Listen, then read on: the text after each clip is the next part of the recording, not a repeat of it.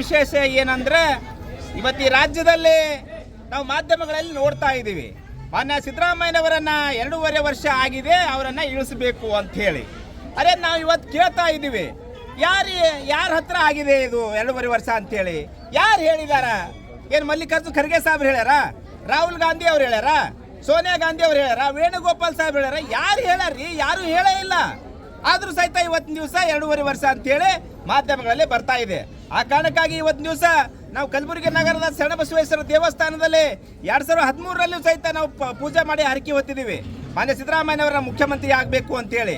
ಅವರು ಮುಖ್ಯಮಂತ್ರಿ ಆದರು 5 ವರ್ಷಗಳಲ್ಲಿ ರಾಜ್ಯದಲ್ಲಿ ಹಲವಾರು ಭಾಗ್ಯಗಳನ್ನು ಕೊಟ್ಟಿರ್ತಕ್ಕಂಥದ್ದು ನಾವೆಲ್ಲ ನೋಡ್ತಾ ಇದ್ದೀವಿ. ಅನ್ನ ಭಾಗ್ಯ ಆಗಿರ್ಬೋದು, ಕೃಷಿ ಭಾಗ್ಯ ಆಗಿರ್ಬೋದು, ಶಾದಿ ಭಾಗ್ಯ ಆಗಿರ್ಬೋದು, ಹೀಗೆ ಹಲವಾರು ಹಕ್ಕುಗಳಾಗಿರ್ಬೋದು, ನಮ್ಮ ಹೊಲ ನಮ್ಮ ದಾರಿ, ಹೀಗೆ ಎಲ್ಲರಿಗೂ, ರೈತರಿಗೆ, ಮಹಿಳೆಯರಿಗೆ, ಕಾರ್ಮಿಕರಿಗೆ ಎಲ್ಲರಿಗೆ ಅನುಕೂಲ ಮಾಡಿರ್ತಕ್ಕಂಥದ್ದು ಮಾನ್ಯ ಸಿದ್ದರಾಮಯ್ಯನವರು. ಇವತ್ತು 2ನೇ ಅವಧಿಗೆ ಅವ್ರ ನೇತೃತ್ವದ ಚುನಾವಣೆ ಆಗಿದೆ.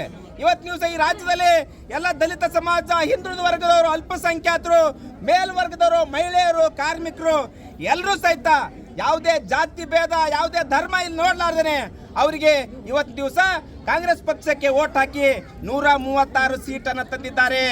ಅವ್ರ ನೇತೃತ್ವದಲ್ಲಿ ಇವತ್ತು ದಿವಸ ಆ 136 ಶಾಸಕರು ಸೇರಿ ಶಾಸಕಾಂಗ ಪಕ್ಷದ ನಾಯಕನಾಗಿ ಸಿದ್ದರಾಮಯ್ಯನವರು ಮಾಡಿದ್ದಾರೆ. ಏನು ರಾಜ್ಯದ ಜನ 1 ವರ್ಷಕ್ಕೆ 2 ವರ್ಷಕ್ಕೆ ಆಯ್ಕೆ ಮಾಡ್ಯಾರ? 5 ವರ್ಷಕ್ಕೆ ಅಧಿಕಾರ ಆಡಳಿತ ಮಾಡ್ಲಿಕ್ಕೆ ಅಧಿಕಾರ ಕೊಟ್ಟಾರ.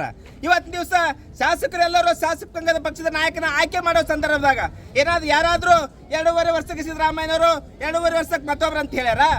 ಏನು ಹೇಳೇ ಇಲ್ಲ. ಯಾರು ಇದ್ರ ಬಗ್ಗೆ ಮಾತೇ ಆಡಿಲ್ಲ. ಆದ್ರೂ ಸಹಿತ ಇವತ್ತಿನ ದಿವಸ ಅವರಿಗೆ ಇಳಿಸ್ತಾರ ಅಂತೇಳಿ ಒಂದು ಆವಾಜ್ ಬರ್ತಾ ಇದೆ. ಆ ಕಾರಣಕ್ಕಾಗಿ ಇವತ್ತಿನ ದಿವಸ ನಾವು ಶರಣಬಸವೇಶ್ವರಲ್ಲಿ ಪ್ರಾರ್ಥನೆ ಮಾಡ್ತಾ ಇದ್ದೀವಿ, ಮಾನ್ಯ ಸಿದ್ದರಾಮಯ್ಯನವರಿಗೆ ಶಕ್ತಿ ಕೊಡ್ಲಿ. ಇವತ್ತು ಈ ರಾಜ್ಯದಲ್ಲಿ ದಲಿತ ಸಮಾಜ, ಹಿಂದುಳಿದ ವರ್ಗ ಸಮಾಜ, ಅಲ್ಪಸಂಖ್ಯಾತರು, ಮೇಲ್ವರ್ಗದವರು ಎಲ್ಲರೂ ಸಹಿತ ಅವ್ರು ಬೆನ್ನೆಲುಬಿಗಿದಾರ. ಯಾವುದೇ ಕಾರಣಕ್ಕೂ ಅವ್ರು ಡಿಸ್ಟರ್ಬ್ ಮಾಡಬೇಡ್ರಿ. 5 ವರ್ಷ ಪೂರ್ಣಾವಧಿ ಸರ್ಕಾರ ಮಾಡಬೇಕು ಅಂತೇಳಿ ನಾವು ಆಗ್ರಹ ಮಾಡ್ತಾ ಇದ್ದೀವಿ.